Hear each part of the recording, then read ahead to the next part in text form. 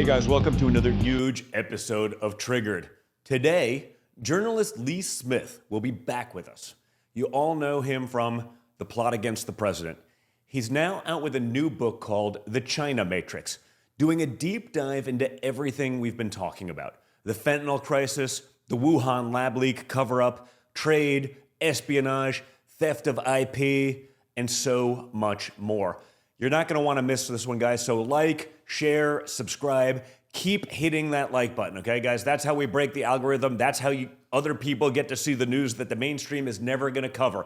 Remember, if you missed the show here on Rumble, you can go check us out on Apple. You can check us out on Spotify. Even if you're a regular here, subscribe there as well. Send it to your friends. Share it and get the message out.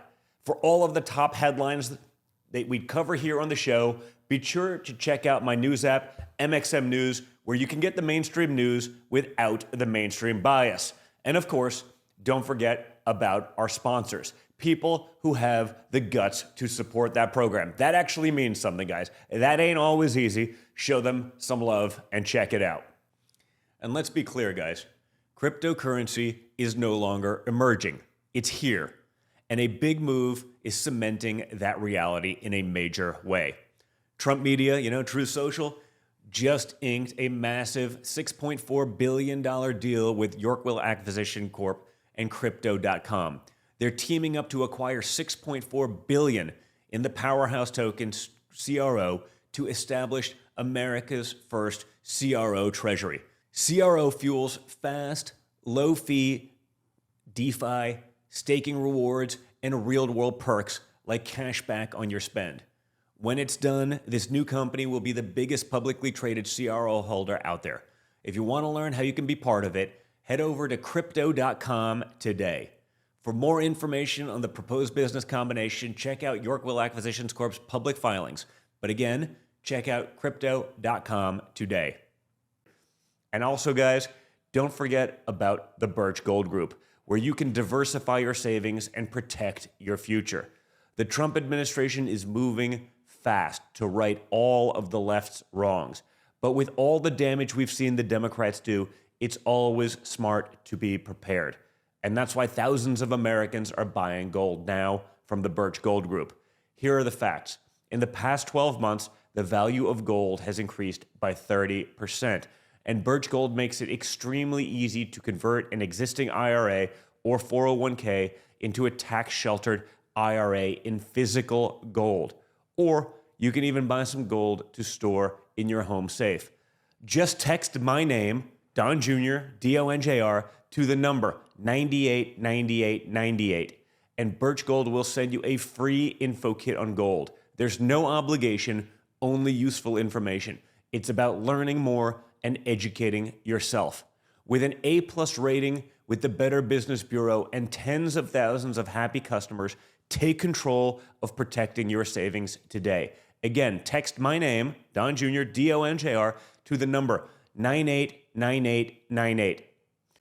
Joining me now, author of the new book, The China Matrix, investigative journalist Lee Smith. Lee, how's it going, man? Good to have you back. Very well, Don. Thank you for inviting me back. Appreciate it. It's my pleasure. So, you write that America's establishment has been in bed with the CCP, the Chinese Communist Party, for 50 years. What do you think in researching your new book? What's the single most shocking example of betrayal you uncovered in your research? The one that made you say, I can't believe this actually happened. I can't believe that even these clowns did this. Well, there are quite a few, and it was pretty shocking. But the one that I'll pick out, which I think is really bad, we know a lot about what Hunter Biden did in China. We had access to Chinese capital. Frankly, they staked him. But one of the reasons for that is what his father, Joe Biden, did as president. And what that was is Joe Biden made an agreement with the Chinese Communist Party to allow Chinese firms on U.S. capital markets, the New York Stock Exchange, NASDAQ, and others, with no accountability. These firms defrauded American investors to the tune of billions and billions of dollars. So while we focus rightly on some of the U.S. manufacturers who left the United States, They screwed American middle class American workers out of jobs, and they made a killing in China. It was also in the finance world. It was also on Wall Street. And so what Joe Biden did, I have to say, that's right at the top. Is really shocking. What are some of the examples of that, and what exactly happened? Well, I mean, what happened was that the Chinese had been a lot of different Chinese firms had been listing on U.S. markets, and these were fraudulent firms, and they just ripped off U.S. investors. When investors started to get upset about this, Joe Biden and Xi Jinping, by the way, Xi Jinping, who is now the head of China, the president of China, the general secretary of the Communist Party, and the head of the military, he was vice president at the time. So he and Joe Biden arranged for a memorandum of understanding that let all these Chinese companies back onto markets without any transparency, no accountability. And unlike any other company in the world, Don, American companies have to prove that they're accountable. They have to have audits of their accounting and other things, not for the Chinese Communist Party companies. So that is one of the reasons why Hunter Biden, a lot of people think that the Biden relationship was just to prime the way in the event that Joe Biden might again come back to government. No, it was partly a reward for what Joe Biden had already done to pave the way for all these Chinese companies to again defraud American investors. And even the real Chinese companies that came on board, they were making billions and billions of dollars. As your father, the president, frequently points out, we have funded the Chinese military through our trade deficit with China, going back decades, and through capitalization on U.S. capital markets. So that's pretty shocking. And also the real big story underneath is just that how much America has funded not just a challenger or a competitor, not just a rival, but what turns out to be a very serious adversary. Do we have any understanding of just how much money Hunter Biden made, in some of these transactions? I mean, I know it was tens of millions in many cases, but you see, more recently, he's, feigning bankruptcy, and the guys that were funding his legal stuff have stopped doing it. Obviously, once they weren't in power, they no longer had any interest in preserving those relationships. But do we have an understanding of how much this is? Because I mean, when you talk about stuff like that, I mean, that seems like really big money. Well, I mean, it's extremely bad, the fact that he made any money. But again, I think a lot of this was a lure. A lot of this was rewarding him for what Joe Biden had done in the past. And I imagine that, doing business in China is even hard for Hunter Biden, right? Because they don't make it easy on Americans. This is one of the points of the book. And American companies have been warned again and again, you will get taken advantage of. They will steal your intellectual property. They will force you to transfer technology. And this is one of the things that your father has been negotiating with over Xi dating back to his first term.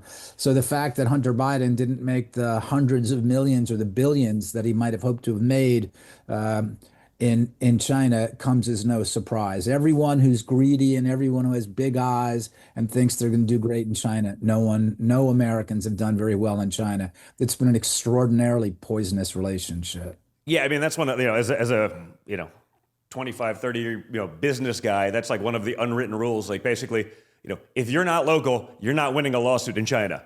The contract could say this, everything could be very clear. It could be an obvious no-brainer, like a 10 out of 10. 100 out of 100, like you lose. It's never going to happen. Meanwhile, they'll steal all your IP. They'll utilize it for whatever else it is. It's wild that they got away with it for so long. And American companies, they've been warned. This is one of the remarkable things that I found researching the book, speaking to people who worked for your father in the first term. Some of them are back there in the second term, but they said, look, we warned a lot of these companies. If you go in, here's what's going to happen to you. And they say exactly what you said. You're going to have no recourses in the court system. Mm-hmm. There's nothing that you can do about it. We can't help you if you, if you lose money and if you get ripped off there. We're warning you now. It's what's going to happen. And sure enough, it happened. But again, your father is making a bigger play saying this has to stop. Basically, the argument your father is making is something that people have known for a long time. The reason the Chinese Communist Party is where it is one thing, because they've leached off of the United States, right? Our investment, our manufacturing, our technology. The other thing is they've cheated. right? Whether it's manipulating currency, whether it's stealing intellectual property, whether it's forced technology transfers, and lots of other things, they cheat. It's a communist party. And I spoke with your father. He gave me a fantastic interview for this book, a very long interview. And this is what he was fighting for. And during the first term, he came to understand different things. He already knew them. As I point out in the book, your father's been writing about the Chinese Communist Party since 2000, his book, The America We Deserve. So he wasn't fooled at all about what the Chinese are up to. A case that I've made is this is the person we want, not just negotiating with Xi Jinping, but guiding America through this incredibly perilous time and to delink us from this poisonous party. So the subtitle of the book is The Epic Story of How Donald Trump Shattered a Deadly Pact. What is the pact that you're referring to? And what does it mean for what's happening now in the second term? The deadly pact is, it started 50 years ago. The first chapter, again, starts with an interview with your father, and he talks about, a lot of people will say about the U.S.-China relationship, well, okay, granted, it's gotten a little bad, certainly since China entered the World Trade Organization. But the case that your father makes, and I think is exactly right, is like, no, this happened in 1972 with Richard Nixon and Henry Kissinger when they went to China. Your father says in the book, he says, a lot of people think that the worst thing Nixon did was Watergate. No, not by any means. The worst thing he ever did, he and Kissinger, was opening us up to China. It didn't have to be this way. So that's what's been going on for more than half a century. And it's not just Democrats like Joe Biden, like Barack Obama, like Bill Clinton, who was the president who ushered China into the World Trade Organization. It's Republicans like Nixon. The Bushes were the worst. George H.W. Bush, and then George W. Bush, and George W. Bush's Treasury Secretary, Henry Paulson. So Republicans did a lot of bad things. So what the subtitle means is how Donald Trump shattered a deadly pact. Your father is the first president who's ever described the problem precisely and who's done something about it. And that's what he did this week. In South Korea with his meeting with Xi. And what I try to explain to people is like, this isn't over by a long shot. This lasted throughout President Trump's first term, and this is going to be going on to the second term as well. And you have to understand the ups and downs, the negotiating tactics, and the big picture, what the president is looking for. So while it's good to see what's happening now, this is going to go through many, many ups and downs. And I urge people, some people are confused about stuff like the tariffs. One of the things that I explain in the book is how tariffs have been a part of U.S. economic and national security since Alexander Hamilton. So when your father says stuff like tariffs, what a beautiful word, and most beautiful word in the English language, he's absolutely right. But people are worried. They're a little worried about what all of this means. And so part of what the book is intended to do is to show people what the history of the U.S.-China relationship is like, and also what the outcome is likely to look like with your father leading the United States. Yeah, because the notion is, I mean, everyone was tariffing us essentially, one way or the other, whether it was explicitly or implicitly. You go try to buy a Ford in China. They were just preventing it from ever happening. So this notion of reciprocal tariffs makes a lot of sense. They've been doing it to us, but we always had to be the big schmuck that just, well, they can do it to us and we'll just do it to them. And, a couple big corporate juggernauts said, well, I can save 2 cents on my widget. So it doesn't really matter if, we basically destroy our middle class, destroy our manufacturing base, and basically create the only export America's really had for the last few decades, which is our American dream. Right. Oh, that's a very nice way to put it. The history is very long. It started after, it starts really after World War II, where people have this obsession with what I call a doctrine of free trade. Look, fair and free trade is great when it happens, but that's not what China's been doing. and other countries have been taking advantage of us for a long time as well. Before it was China, it was Japan, and it was Germany. And there was a reasoning behind it. Well, these are important allies, and there's the Soviet Union, and we don't want to scare them. And plus, they have to rebuild their economy after World War II. All of that made sense to an extent. But then you start to realize once it rolls into China as well, and we're making those same deals with the Communist Party, it's repugnant. You realize who is taking the hit. It's the American middle class. And so what I try to show as well is I show the effects, the consequences of this, what's happened, the financial crisis, the failures of the global war on terror, the housing crisis, all of these different things are offshoots of this terrible relationship with the People's Republic of China. And that's what I mean about shattering the deadly pact. Your father's the first. There have been other political leaders on the right, like Jesse Helms, on the left, like Dick Gephardt. But your father's the first president who says we have to do something about this, or we're going to pay a very steep price for our country. Yeah, Lee. I mean, you talked about a little bit. You trace it all the way back to Kissinger and Mao. Actually, I mean, how did we go from fighting communism in Vietnam to essentially funding and building up the Chinese Communist Party? You know, when did American elites decide that selling out American workers was worth it? I mean, it seems like a gradual buildup, but perhaps, was there a particular thing that just started it and then it just kept going because they were greedy? I mean, I'll give Kissinger a little bit of credit. He was, coming out of World War II, and he saw the world in a different way. He believed in a balance of power. Now, it was misplayed terribly. One of the things that a lot of people don't know about, there's a transcript of that first meeting with Mao and Nixon and Kissinger and Zhou. And it's just terrible to read the transcript of that conversation. American statesman, the American president, and his chief national security advisor abasing himself to this communist tyrant who is responsible for tens of millions of deaths of his own people. It's just absolutely horrible. Yeah. So everyone celebrated this. Everyone celebrated the opening, and very few people bared down and said, "What does this actually mean? Not just for us in terms of trade and not just in terms of national security, but what does it mean for the prestige and the fabric of our constitutional republic to be tying ourselves so closely to this disgusting, tyrannical, barbaric regime?" And it's truly depressing. But their priorities were it was the swamp. Yeah. It's the corporate class is going in there and selling China's case to the political class, and the political class says, "Well, that sounds great. Make sure you leave the donation here." That's in short precisely what happened, and it went on for decades. And the degradation of America. Again, it's not just it's not just how much the middle class was hurt, how much we lost our manufacturing base, which is supposed to be like one of the tests of any country's prestige. What does that country make?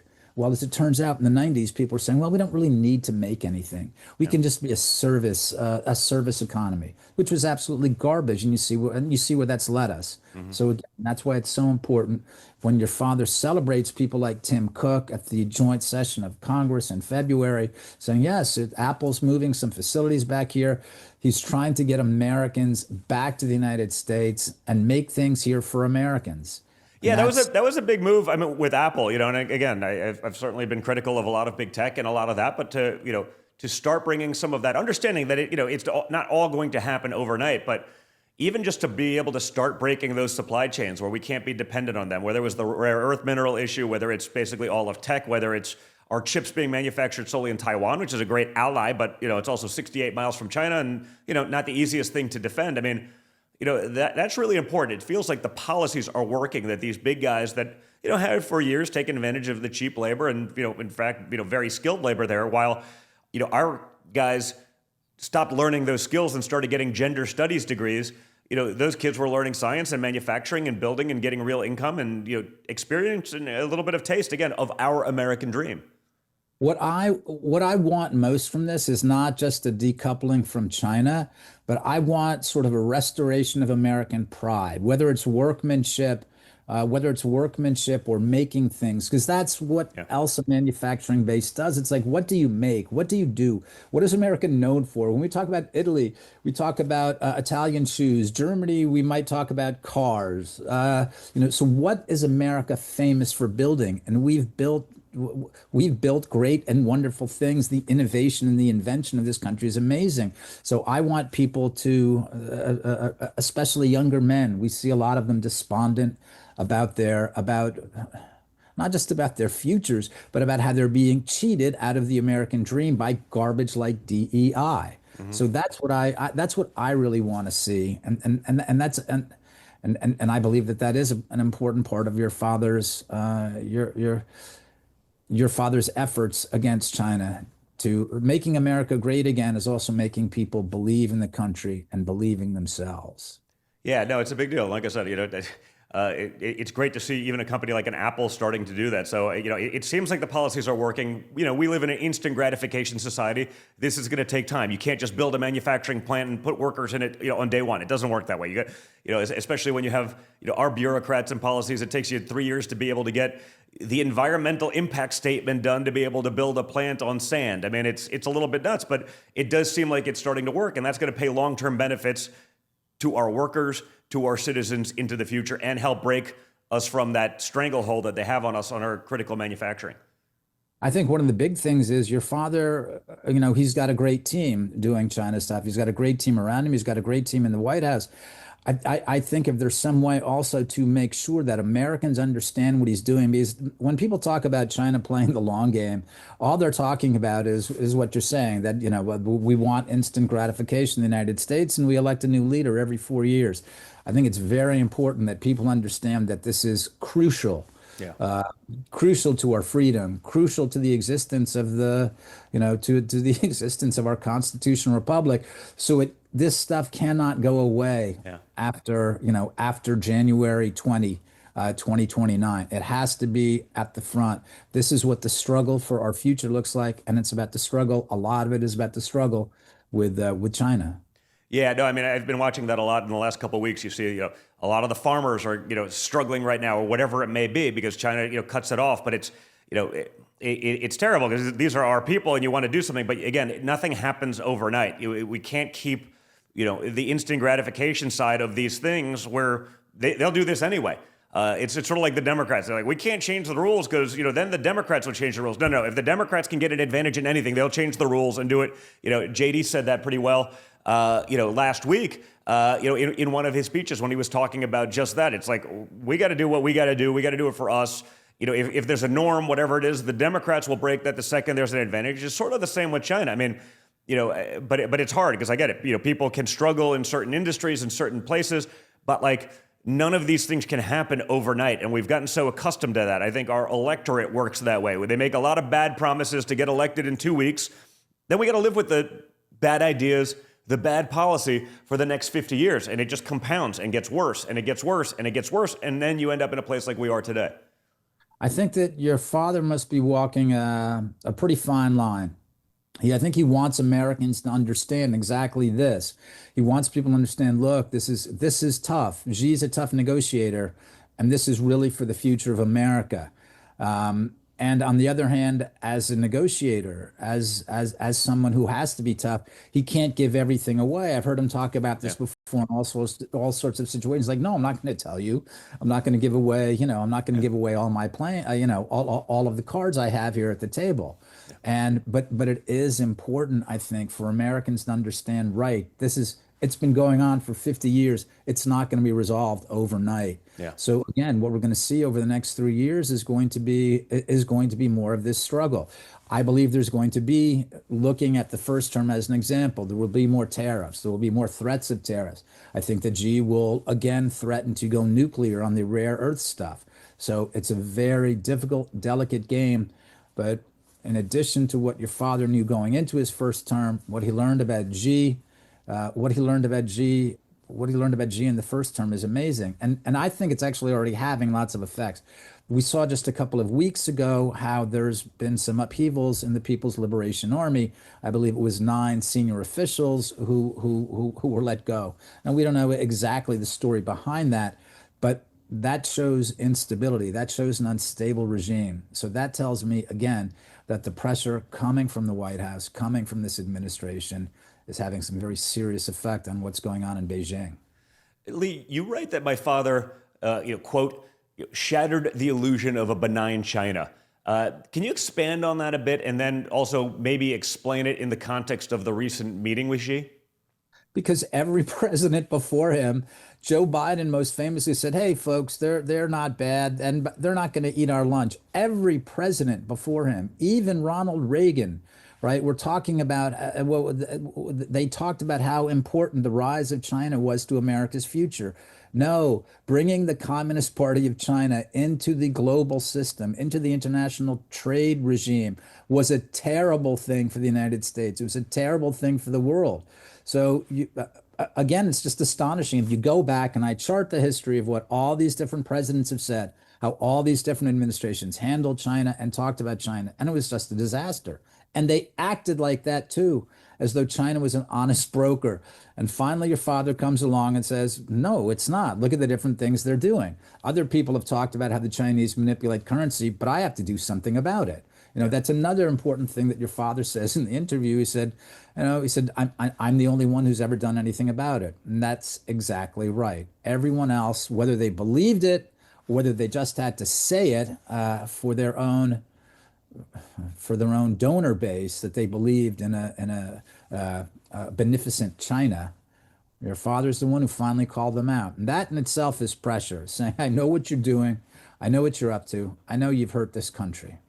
Yeah, I mean, are there still people, even on the conservative side, that believe that they're acting in good faith, that China is actually not just trying to be the world's dominant force? Why would we cede the hegemony that we've had with these bad policies for so long there? I mean, I can't imagine anyone, even with a straight face, and even if you're doing it to satisfy a donor base or something like that, actually believing it and continuing and perpetuating these policies that have clearly been disastrous for America, for our jobs, for our wages, across the board.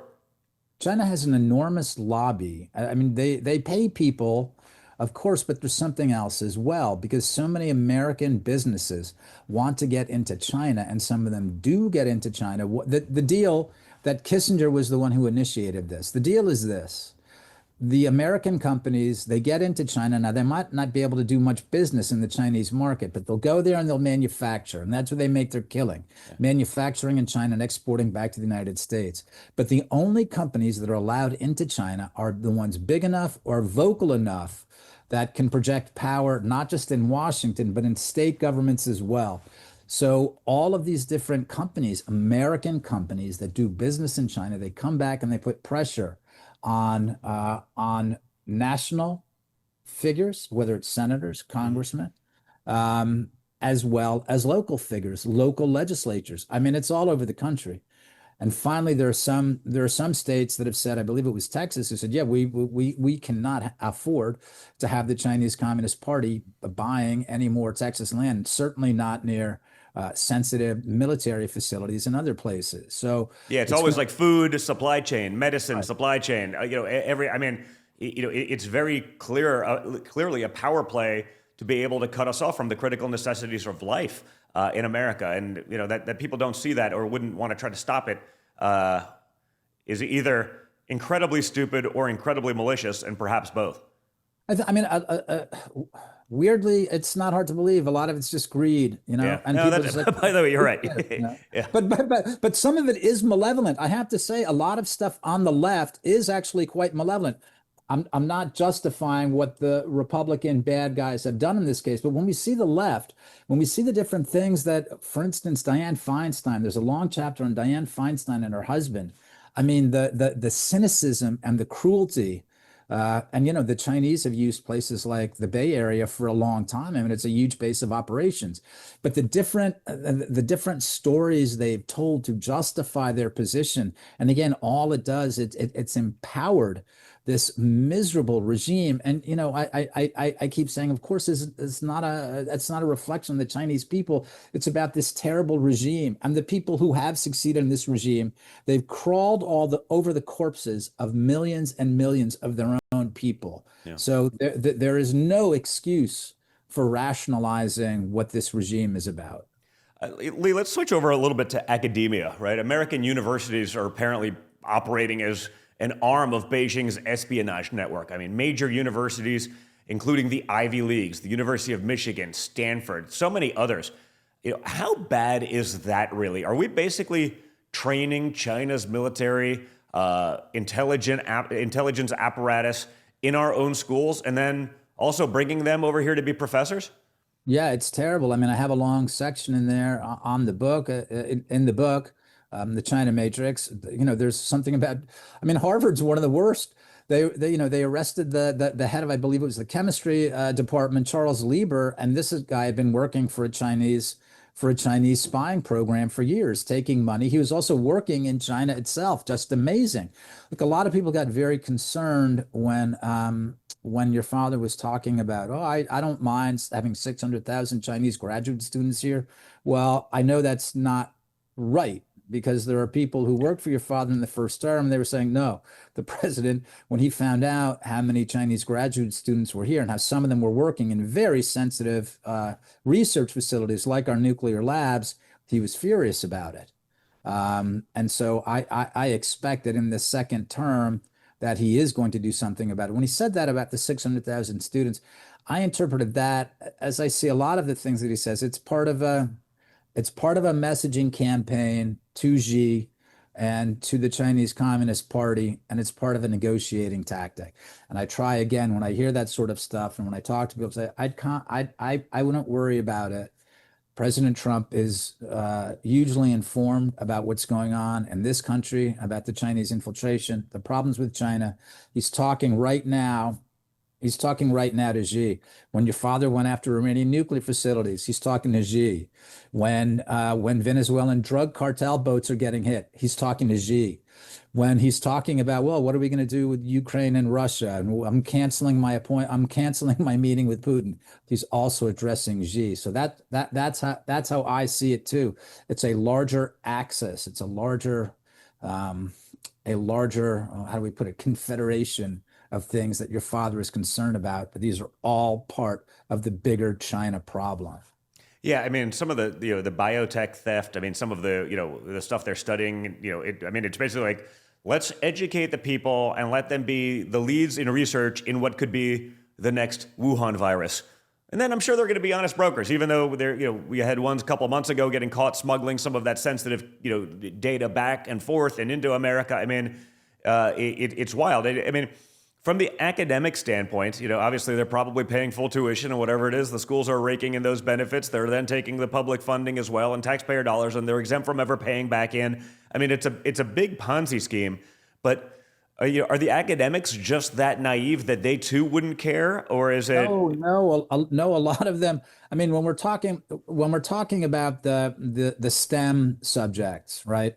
The STEM subjects, what they don't care because, as you say, it's full tuition. And of course, the people who are coming are either, they're either families of regime figures or they're being paid for by the regime. So this is all money that's being transferred directly from the regime into universities. But remember, the people who are often the heads of these universities, oftentimes these are leftists. And I have a long chapter in my book on the relationship between American leftists and the Chinese Communist Party. And so that's an enormous deal as well.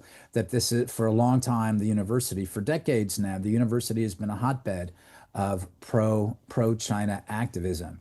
And so where they had these different, the Confucius Institutes as well. I mean, these were basically outposts for Chinese intelligence. So we have a lot of people throughout the American elite, whether this is the media, whether this is the academy, whether this is the corporate sphere, tech, all these other things who are, some of them, yeah, some of them, it's just not money. Some of them are awfully sympathetic to the goals of China. We saw some of this during COVID. Yeah. Right? How some of the people, they really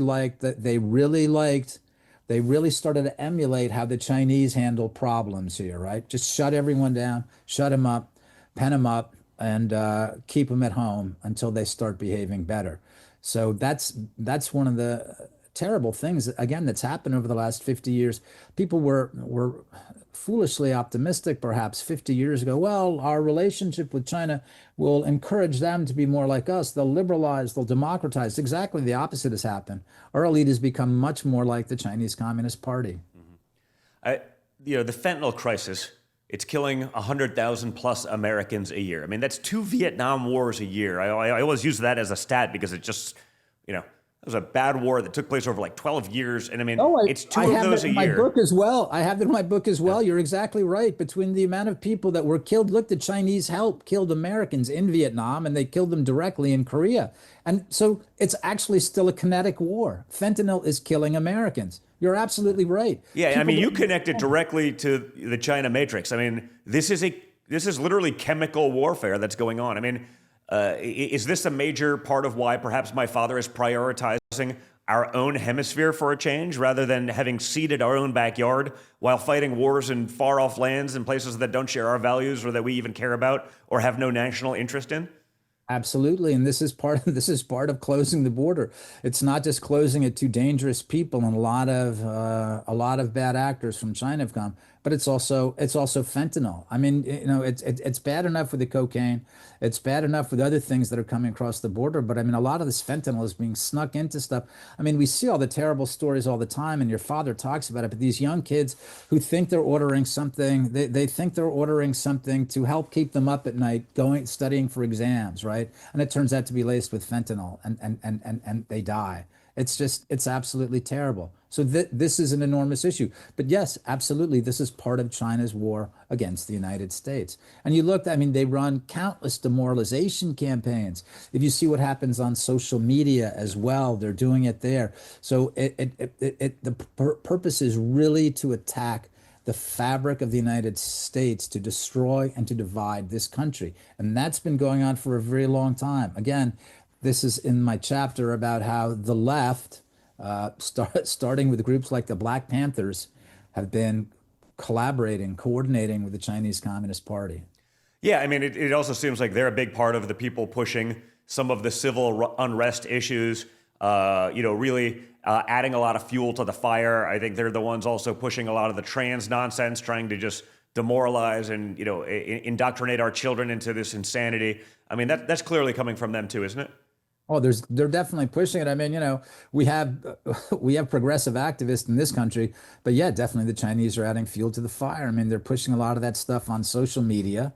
And we see what it does to American teenagers, what it does to American families. I mean, it's absolutely insane. So yes, they're doing that. They push a whole bunch of different narratives into our information ecosystem, insane lies. And most of us, many of us are learning how to recognize these bad things right now. But it's all part of what people call China's unrestricted warfare against the United States. So they're doing it in every possible way. One of the arguments I make is that your father is focused on trade.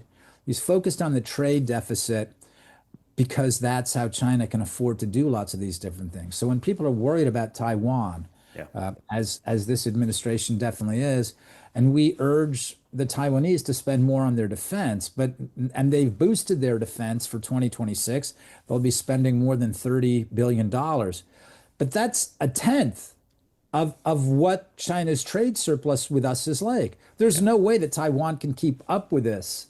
If we're paying for their military industrialization.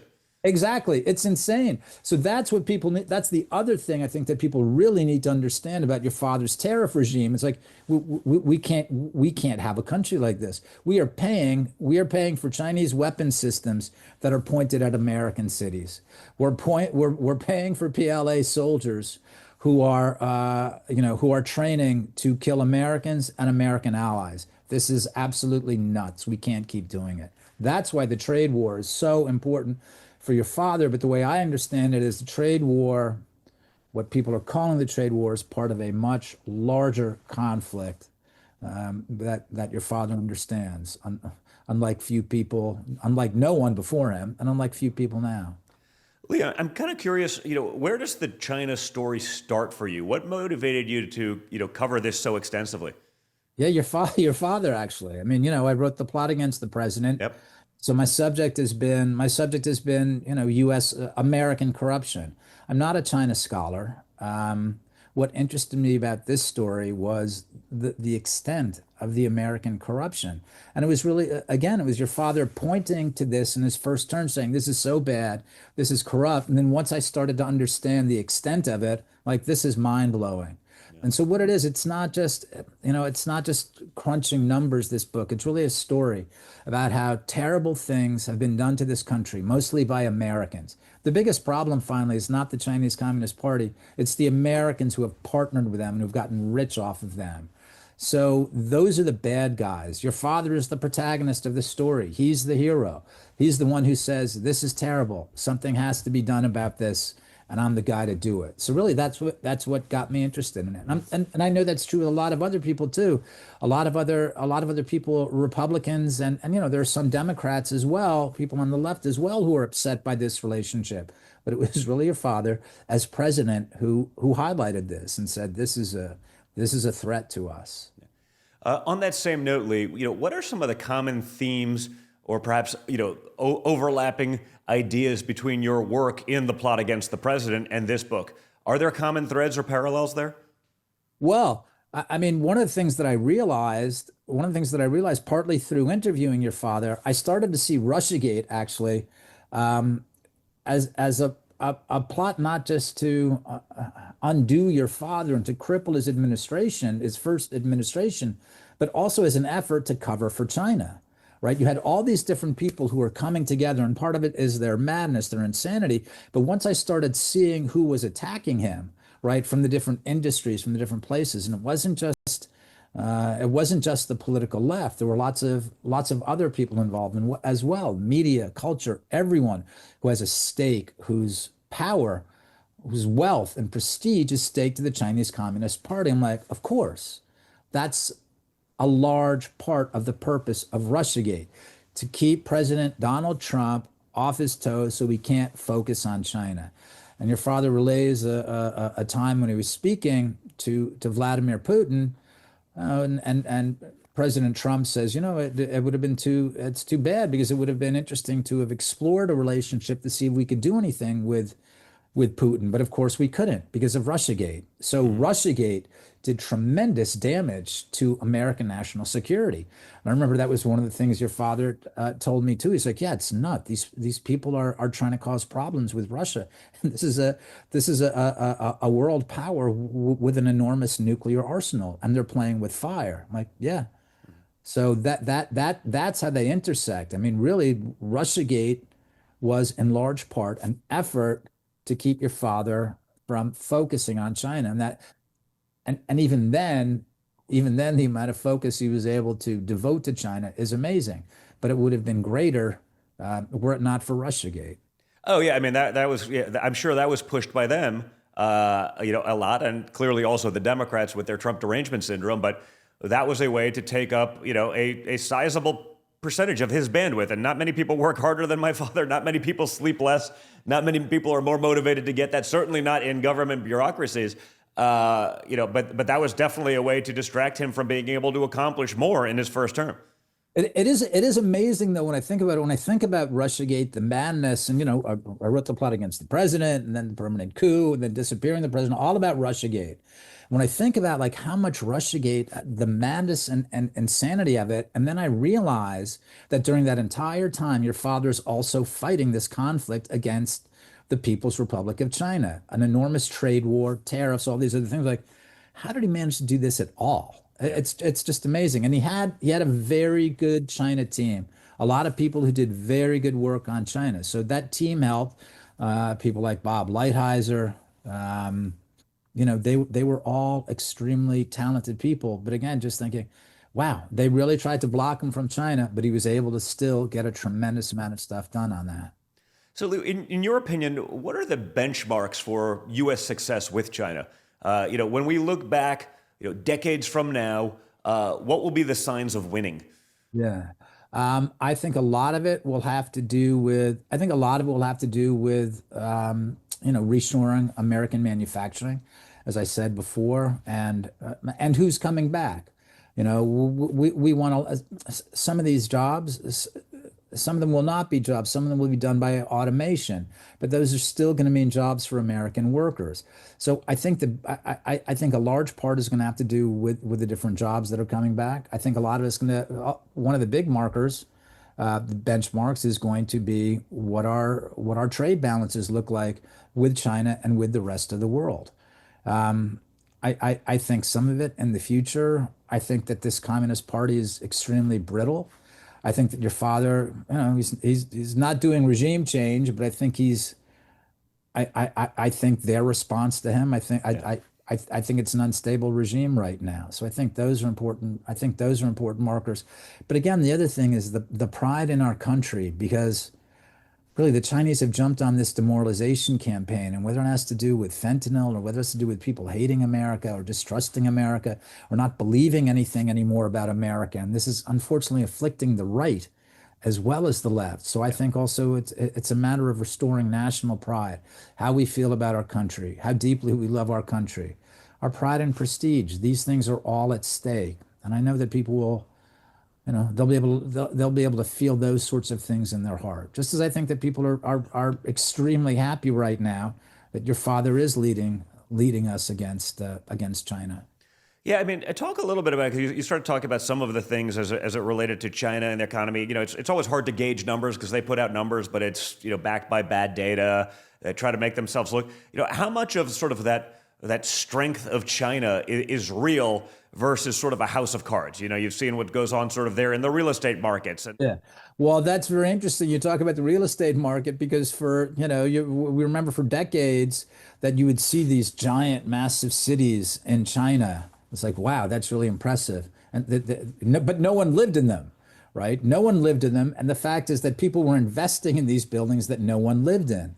There's a very impressive facade that you'll see people talk about all the time, including Americans. Oh, look at the speed, the bullet trains and this and that, and how well everything is done in China. It's a communist regime. Again, it's extremely brittle. If you look at the regime itself, the way it's structured with a strong man on the top. So what do they have? What do they have around it, right? What are the people like? We are a constitutional republic, extremely resilient. We have a lot of problems, but that's sort of built in the system. How we fight these things out, how we figure these things out. So I think just the basic fundamentals makes the United States so much stronger. People talk about the People's Liberation Army.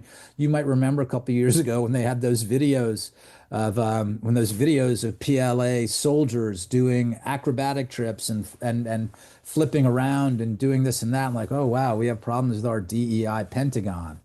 This was before Pete Hegseth got there. Well, a friend of mine who had served in a very hard-charging U.S. military unit and who spent some time working on China stuff, he said, yeah, people understand the Chinese military is actually pretty soft, and what they have to, because they had that one-child policy for so long, and all of these moms babied their sons so much. So a lot of it is trying to toughen up Chinese men. But the Chinese play it very well that, oh, no, it's actually very tough. And so once you understand what's behind it or what's beneath it, you have a very different picture of this Communist Party. Oh, that's really interesting. Where can people find your book, Lee? From Center Street. It's published by Center Street Books, so it's great when people order it directly from my great publisher, Center Street. But of course, they can find it on Amazon and Barnes and Noble as well. Well, I really appreciate it, guys. Make sure to check out the China Matrix. Lee, fascinating stuff. I mean, I guess, the last question perhaps I'd have is, to the point of what we were just talking about, maybe it's not as stable, maybe there's some generals leaving, but with the advent of AI and sort of the social contracts that they have out there, could you ever actually have a real revolution, against these existing governments, or does the AI and the monitoring of people, does it prevent there from ever being a critical mass of people to actually fight back against this? And so you're locked into this system, because the second there's a little bit of a flare up, a little bit of an uprising, they're just pulled out of the system, which would cause any of that momentum to die. It's an enormous surveillance state. And again, to come back to COVID, this is one of the things that worried a lot of us during COVID. And we see this all the time now with the amount, the amount of surveillance that Republicans were put in under the Biden administration with Arctic frost. So it's an enormous surveillance state, and they keep very close tabs on people. But this regime is spread so thinly. They're at war with so many different populations. They're at war with Tibetans. They're at war with the Uyghurs. They're at war with the Falun Gong movement. There are so many different people that they are fighting right now as well. They have to fight democracy activists as well. So I mean, it shows, I keep referring to the brittleness of this regime, but also, I mean, I think we have to hope that people will, I mean, it's one of the world's great civilizations. And I think that we'd all like to see it return to that and shrug off this miserable communist regime. But we hope that for so many other places around the world too. We look at what's happening in the United Kingdom. We look at what's happening in Europe. Yeah. And so I think as Americans, we have to be hopeful. We see how we were all feeling during the Joe Biden years. It was miserable. How can we get through this? Will we get through it? Yeah. And between a combination of God, fate, and your father's fortitude, here we are. We're in a different place. You actually, off topic, but I think important. You mentioned, Operation Arctic Frost. The government, the FBI, spying on 20% of Democrats, Republican senators, literally wiretaps, against conservative organizations. I mean, this sounds awfully a lot like China. It sounds incredibly scary. It was happening. We now have those facts. There's no outrage from the mainstream media. If it was the other way around, I think it'd be a really big problem. What do you see happening there? Is there ever accountability to these people that are clearly breaking the law, and going against one side on a politically biased another witch hunt? I mean, this sounds just the extension of the plot against the president. It's just the plot against anyone who happens to not be a Democrat. Right. Well, the subtitle of Plot Against the President was the biggest political scandal in U.S. history. And I believe that Russiagate is the template for all of these different operations and campaigns targeting your father, his aides, and his supporters. But Arctic Frost is just enormous. I mean, it's just, they went after Truth Social, right? They went after so many things. And look, the way that I see it is, the people your father put in place, like Kash Patel, like Pam Bondi, this is the best shot at accountability we'll have. I mean, certainly Kash knows the details of Russiagate, and he'll know the details of Arctic Frost better than anyone. So we need accountability. We have to have indictments. And we need convictions as well, because the only way that people in the future, the argument I make is the only way that people in the future will understand what happened is for there to be convictions, for people to be led away in orange jumpsuits, because the press can spin this any way they want until those people are convicted. Then they have to say, well, here's what that guy is accused of doing. They're preserving democracy. They were fighting against a totalitarian, fascist regime. I mean, give me a break. But they can write that in the opinion pieces, but when they write the news pieces, they can't say that they charged 5 years for preserving democracy. They have to actually give a real reason, and we need that, because what concerns me is not just where we are now, but our children and grandchildren. Don, I know you lived in New York too. Yeah. I did. I can't bear the thought that New York City school children are likely to be taught for the next century that the 45th and 47th president of the United States was a Russian spy. But unless there's real accountability, that these guys are held responsible by the criminal justice system, it terrifies me to say so, but that's what I think we're going to wind up with. So there has to be accountability. Well, Lee, I really appreciate it, guys. Check out all of Lee's books, The Plot Against the President. Check out The China Matrix. You got a bunch of others. But Lee, thank you so much for being here. Really, really important stuff. And I'm sure as we start hearing more about all of these issues coming, we'll have to have you back on and talk about it again. I look forward to it, Dom. Thanks so much again for the great talk today. Thanks, my friend. Be well. Guys, thanks so much for tuning in. Remember, like, share, subscribe, send it to your friends. Check us out on Apple and Spotify, but just hit the button. Get it out there. Send it far and wide, okay? Again, mainstream news is not going to do this for us. We have to get it out there on our own. Check out our incredible sponsors down below and in the video link and descriptions below. Again, take some guts to support this kind of programming. Share some of that love back to the guys who take those risks. So thank you guys very much. Like, share, subscribe, and I'll talk to you all again very soon.